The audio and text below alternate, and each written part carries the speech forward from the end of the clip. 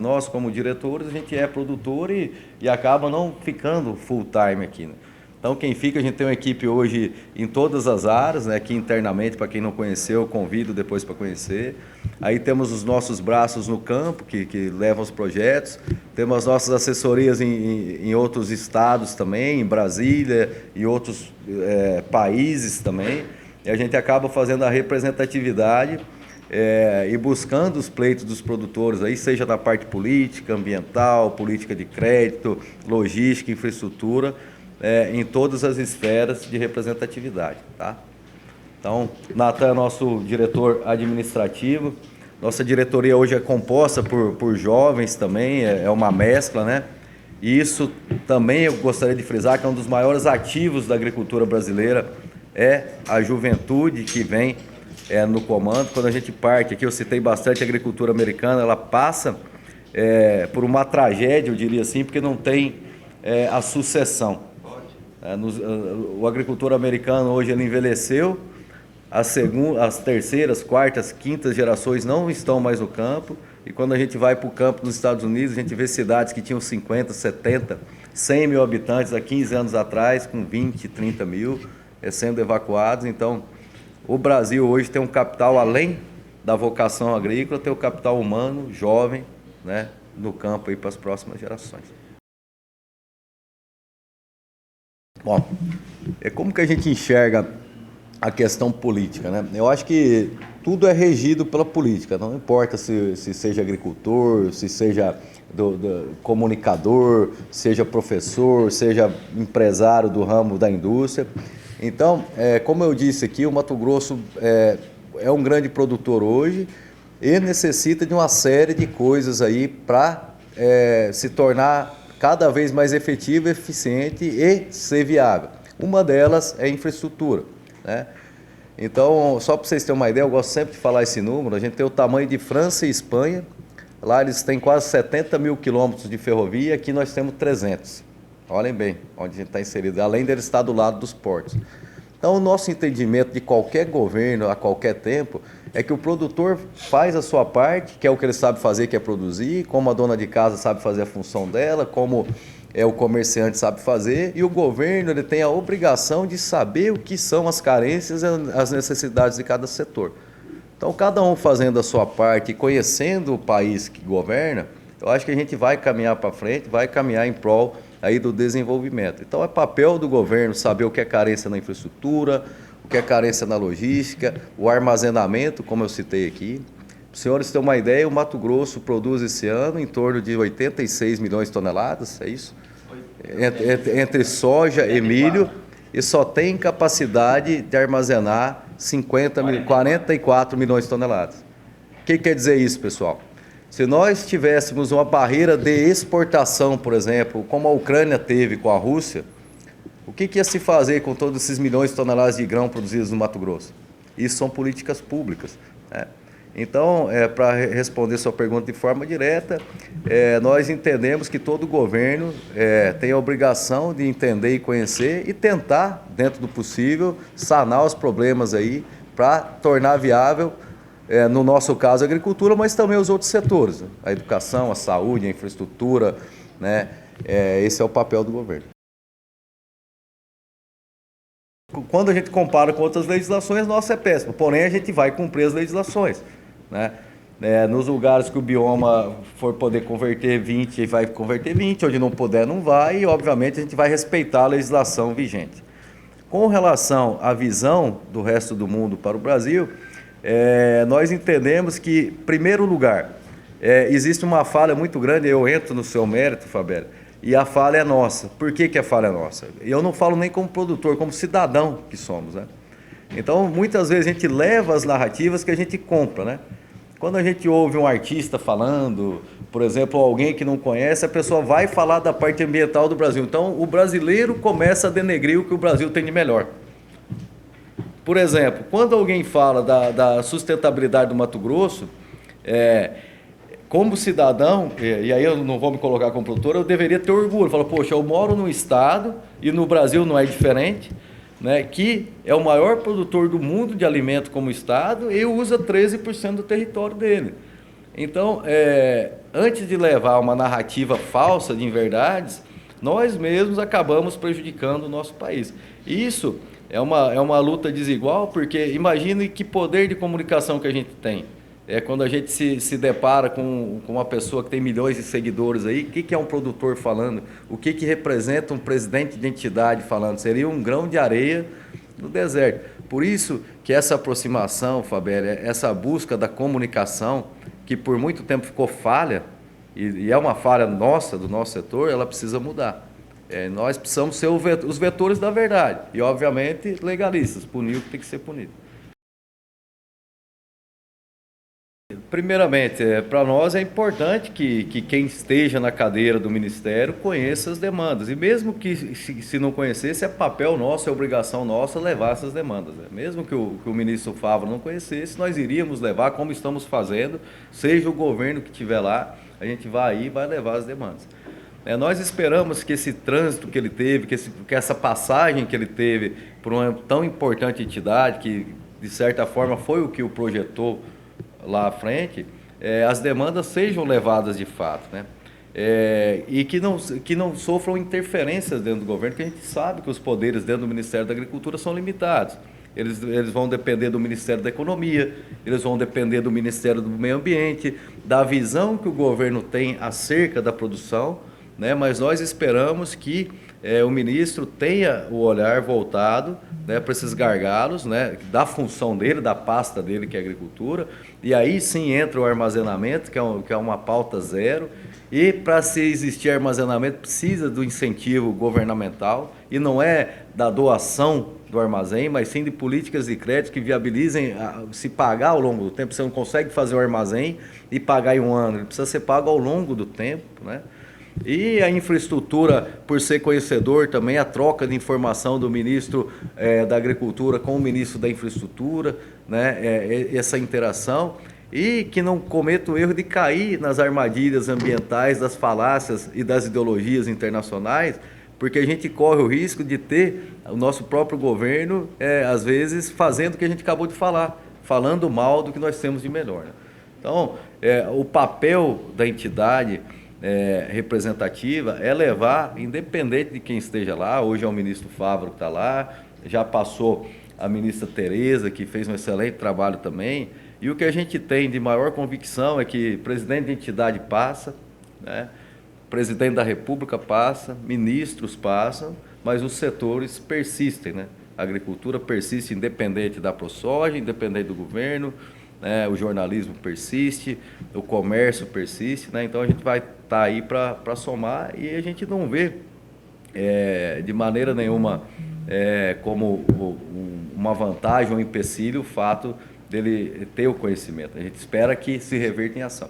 E para finalizar, a gente só vai ter capacidade de avaliar tudo isso de forma mais clara a partir dos passos que o governo tome em relação ao setor. É muito difícil fazer qualquer tipo de avaliação, até porque a gente não está aqui para inquirir nem para julgar ninguém, sem saber a direção que o governo vai tomar. Então, à medida que o novo governo tome as ações inerentes ao setor, seja na linha de crédito, seja para armazenamento, seja para infraestrutura, aí sim a gente vai fazer as críticas, sugestões, ponderações, do jeito que deve ser feito. Afinal de contas, a gente não está aqui para ser nem amigo e nem inimigo de nenhum governo. A gente vai estar para sugerir, criticar, né, e colocar as necessidades do setor. Num estado como o Rio Grande do Sul, por exemplo, esse ano, eu não sei se alguém aqui é de lá, está tendo uma seca terrível esse ano, teve uma seca terrível ano passado, e não tem como persistir numa atividade que o que direciona a produtividade ao clima sem ter um apoio governamental. Então, a infraestrutura também é outro pleito que a gente leva, né? E a infraestrutura que eu me refiro, pessoal, é com concorrência, tá? E é muito importante falar isso. Eu já fui criticado por falar, mas não adianta nada ter uma ferrovia se não tiver mais que uma empresa operando, porque senão a gente vai ter monopólio e aí só vai ter o trem para ter o mesmo preço do caminhão. Então nós precisamos ter ferrovia, concorrência, integração de modais, né? Nós precisamos ter estradas que cortem de leste a oeste, de norte a sul o nosso país. Nós precisamos da desburocratização, e aí passa pelo licenciamento ambiental, eu vou explicar por quê. O Brasil poderia ser autossuficiente em fertilizante, poderia ser exportador de fertilizante. Hoje o tempo para sair uma licença ambiental para se explorar uma mina de fertilizante passa de 10 anos no país. Isso existe custo. Nenhuma empresa de nenhum lugar do mundo vai querer investir, sendo que ela pode levar 10, 15, 20 anos para poder ter uma licença sem saber se vai conseguir ou não. Então o licenciamento ambiental também entra nas demandas para o novo governo. A infraestrutura que eu falei, o armazenamento já foi dito, a parte ambiental tem que ser reconhecido o que está sendo feito. E eu não sei se todos conhecem, mas eu vou falar aqui, a gente fez um estudo junto com a Exalc USP, através do professor Carlos Eduardo Serri, porque nós ficamos curiosos de saber o comportamento do carbono no nosso sistema de produção. Muito se fala em sequestro de carbono, em poluição, e o que constituiu esse estudo? A Universidade de São Paulo, através do professor, usando as metodologias internacionais, dentro de uma propriedade que faz o sistema de plantio direto, quantificou a emissão versus o sequestro de carbono do sistema produtivo soja e milho no ano. O resultado que a gente teve foi fantástico, pessoal. A agricultura mato-grossense, no caso, eu acredito que a brasileira no plantio direto, ela sequestra da atmosfera em cada ano safra 1,6 toneladas de carbono usando o sistema de plantio direto. Então nós precisamos, e isso entra na demanda também, com o reconhecimento, o que é errado tem que ser punido, mas o que se faz de diferente no mundo, a preservação de 20% a 80%, o sequestro de carbono, as cabeceiras preservadas, aí nós temos mais de 95% de todas as áreas e nascentes dentro do nosso estado preservadas, tem que ser também reconhecidas, né? Então nós precisamos que isso entre no discurso também do governo, quando vai falar do meio ambiente mundo afora. Não sei se eu esqueci alguma coisa. As taxas de juros a gente levou também para o próximo plano safra, né? Nós também tivemos um incremento muito grande no preço, e nós falávamos antes de você chegar, a gente teve muito oportunismo no mercado, e eu vou citar um exemplo que todos nós sentimos na pele. Quem aqui não viu o preço daquele carro que a gente queria comprar dobrar sem motivo nenhum, ou não é verdade? Ou aumentar 60%, 70%. Eu estava lá querendo comprar meu carro, estava economizando. Que motivo? Quando a gente joga o custo da guerra ou do combustível, da energia, o carro não deveria ter subido mais que 20% ou 30%. E como os carros, as máquinas agrícolas dobraram, quase triplicaram de preço. Algum tempo atrás, um diretor de uma grande empresa, que eu não vou citar o nome aqui, mas a cor é verde da máquina, foi ao mercado dizer para o produtor não comprar máquina, vocês se lembram? Que estava muito caro. Quando a gente alia isso a um juro de 13%, 14%, 15% ao ano, e a gente imagina que a viabilidade dessa compra está alastrada na máxima, que a gente está vivendo uma curva de máxima nos preços em Chicago, a gente parte para um cenário de risco, porque qualquer baixa no mercado internacional torna aquele investimento de longo prazo inviável. Então isso também vai ser levado para o safra. E no que eu for lembrando aqui, eu vou te falando. Então são várias coisas aí que a gente leva, protocola, entrega para o governo, entrega também para a bancada, para a Frente Parlamentar de Agricultura, que a gente faz parte dentro do IPA também, para que a gente tenha um esforço conjunto. Sinceramente, a estratégia melhor de negociação seria numa sala fechada entre os dois estadistas de cada país. Eu cito um exemplo que eu gosto sempre de citar. Quando a gente pega, primeiro os números da Europa. Hoje, para a soja, todo o mercado é extremamente importante, seja ele qual for, seja ele do tamanho que for. Mas hoje o mercado europeu é insignificante quando a gente fala da soja in natura na exportação, né? E está tendo uma grande debandada da soja norte-americana para a Europa, e a gente acredita que boa parte dessa narrativa ambiental vem também da pressão norte-americana, porque os Estados Unidos passa a processar 30% a mais de soja já na próxima safra. Então o mercado da Ásia passa a ficar maior que o nosso. Por que eu estou falando isso? Quando você parte para a argumentação usando a ciência, as imagens satélites, as imagens da NASA, as imagens da Embrapa, não tem nada que desabone o Brasil de ser um exportador ambientalmente correto, que é o maior do mundo. Não tem nenhum país que produz dessa maneira. Então, se você fosse falar em sustentabilidade, quando eu troco o grão mato-grossense por um grão norte-americano, eu estou comprando um grão que usa 95% do território. Quando eu troco o grão mato-grossense por um grão argentino, não preciso nem falar. Então, é uma demagogia gigante, você não concorda? Porém, isso não se discute na mídia e não se discute na imprensa. Eu acho que o governo deve sentar com o chefe de Estado e trabalhar a balança comercial. Por exemplo, no ano passado, o Brasil teve um déficit de quase 3 bilhões de dólares com a França, por exemplo, na balança comercial. Ou seja, a gente levou uma invertida na balança comercial. Eles exportaram muito mais para nós do que nós para eles. E aí entra o mercado de agroquímicos, tinta, automóveis, varejo nos supermercados, né? Em nenhum momento o Brasil questionou as legislações ambientais da França para a entrada desses produtos, ou questionou. Se os dois estadistas sentados numa sala e o presidente brasileiro falasse, a partir de hoje eu quero o espelho ambiental nas nossas negociações bilaterais, ou a gente vai impor uma barreira tarifária, quem sairia perdendo? Já pararam para pensar nisso? O que quer dizer isso? Nós vamos exigir da França a mesma amparo ambiental na emissão, eles emitem muito mais CO2 na atmosfera que nós, né? Ou senão nós vamos tarifar a rede varejista Carrefour, por exemplo, em 30% aqui, a partir do momento que a França não cumpra as obrigações ambientais semelhantes ao Brasil. Nós vamos tributar a Renault, a Peugeot também. E aí, quem sai perdendo? Eu tenho certeza que essa pressão sairia da mídia e quem iria fazer pressão no governo Macron seria a rede varejista, que vai perder com o mercado brasileiro, porque a gente está no mercado de desvantagem, a gente leva chumbo na balança comercial, os caras não têm o espelho ambiental nosso, e aí a gente morre pela boca, né? Que nós mesmos aceitamos aquele discurso. Isso não quer dizer que não tem que preservar, não estou falando isso. Agora, a gente também não pode aceitar bovinamente um discurso demagógico de um país que tem superávit com nós na balança comercial, quieto. Hoje, se tivesse uma barreira comercial entre todos os países do mundo, o único que o Brasil tem superávit, você sabe qual que é?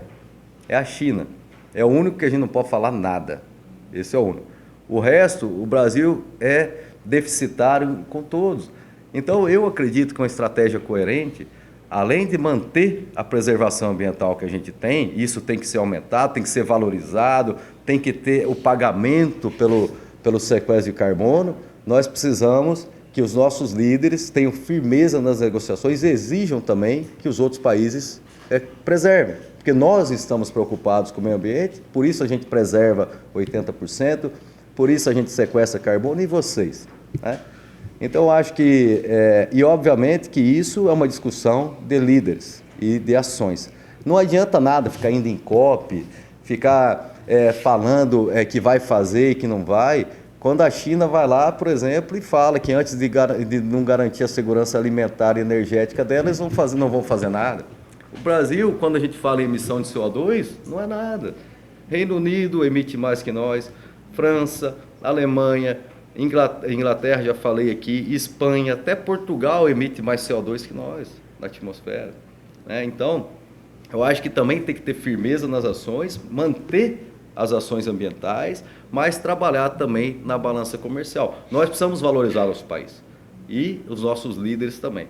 Quando a gente eleva esse discurso para um lugar que seja além da mesa de negociação, a gente acaba perdendo sempre, porque aí a gente entra nas narrativas, entra artistas, entram pessoas que têm milhões e milhões de seguidores e acabam tendenciando e criando um macro cenário que foge da realidade.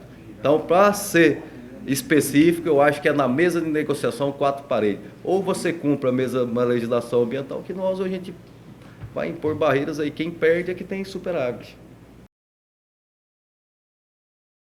Em primeiro lugar, não é... E aí eu não vou falar do ponto de vista da produção, não. Vou falar do ponto de vista humano, né? Toda pessoa que usa o 63, seja uma ambulância que passa, uma criança, uma mãe que precisa ir no hospital, uma pessoa que trabalha no comércio, ele usa aquilo ali. Então, o primeiro ponto é o ponto humano. Aquilo ali é uma vergonha. Eu chego a arrepiar quando falo daquilo ali. Quanta mãe que perdeu o filho, quanta mãe que vai perder, quanta vida ceifada ali. Então, esse é o primeiro passo. A produção importante é uma vergonha dizer que a gente tem o mesmo canal de escoamento da época de 70 anos atrás. A 63 é o lastro de saída. Olha o tanto que o Mato Grosso aumentou, olha o tanto que o Brasil do Mato Grosso para cima aumentou, a gente continua escoando pelo mesmo lugar. Então, eu tenho esperança, sim, eu acredito que o intuito do governo do estado é sanar primeiro o passivo, para tornar viável a concessão, para que ela comece a ser duplicada e tenha integração de modais. A gente vai estar cobrando, né, e a gente vai estar otimista. A pergunta se eu estou otimista, eu estou sim. Mas a gente também não pode deixar de fazer o nosso papel de cidadão, e aí eu não falo, a ProSoja vai fazer o papel dela institucional, que é cobrar para que a produção saia, mas eu aproveito aqui para convocar a população do estado de Mato Grosso, para a gente acompanhar isso e cobrar. Nós precisamos que a 163 saia, que a 158 saia. Nós não temos, para vocês terem uma ideia, o Mato Grosso tem dimensão continental e não tem duas BRs que cortam de leste a oeste, pessoal. Nós estamos falando de mais de 1.000 quilômetros de distância entre a extremidade sul e a extremidade norte do estado. De leste a oeste a gente não tem duas. E de norte a sul também não. Aí a gente tem cobranças de tributos que só existem aqui, que é o FETAB. Agora o governo se comprometeu a usar quase 100% da infraestrutura. Então a gente vai seguir cobrando sim. A gente espera que esse passivo seja colocado. E as ferrovias, eu volto a falar o que eu disse antes. Se não tiver concorrência, não adianta ter. Eu vou citar um exemplo aqui. Quando a gente teve a ferrovia de Rondonópolis até o porto, o preço para o produtor na ponta não mudou nada do frete rodoviário, porque não se tem concorrência. Então nós precisamos que a Ferronorte saia, também a ligação de Sinop a Miritituba, para que tenha concorrência entre o grão que sai do Médio Norte, possa ir para os portos do Arco Norte ou possa descer para o sul também. Hoje é justamente isso que está sendo discutido aqui. A Rota do Oeste sai e o governo do estado de Mato Grosso compra a operação, vamos dizer assim, da parte norte da 163. É isso que aconteceu, porque do jeito que estava inviável, a empresa estava inoperante, né? Então havia um passivo fiscal, havia um passivo financeiro, e o governo do estado de Mato Grosso entra e ele vai ser o administrador, o concessionário. A partir de agora, a Rota do Oeste sai e o governo do estado que entra nessa questão hoje. Eu acho que toda ligação, e é por isso que a gente precisa da concorrência também, para que tenha a operação, né? A gente tem vários sistemas de ferroviários no mundo, onde tem direito de passagem, que duas operam a mesma ferrovia, ou a short line, você vai ligando linhas curtas em linhas longas, entendeu? Ou o operador de vagão, operador de locomotiva, entendeu? Então nós precisamos que exista essa concorrência. Mas o principal hoje é o seguinte: além da Rumo, que é muito importante a chegada dela em Lucas, nós precisamos também que a Ferrogrão se viabilize de Sinop a Miritituba. Isso é importantíssimo. Nós precisamos ter opção de escoamento, né? Senão a BR-163 vai continuar cheia, né? Você vai duplicar e vai continuar cheia. E o principal, para quem está na ponta, porque o que a gente tem que pensar em ferrovia, quando a gente sai do lado humano, né? No final das contas, a população tem que ganhar. Não estou falando do produtor, não. A dona de casa na ponta, quando vai na prateleira do supermercado, ela tem que usufruir do benefício da infraestrutura. Se o trem foi mais barato para trazer, se a hidrovia está trabalhando junto, tanto a saída de produtos quanto a entrada de produtos, ela tem que ser barateada e a população tem que sentir a diferença, né? Então, por isso que a concorrência, no final das contas, ela traz benefícios aí para a sociedade. É isso que a gente espera, né?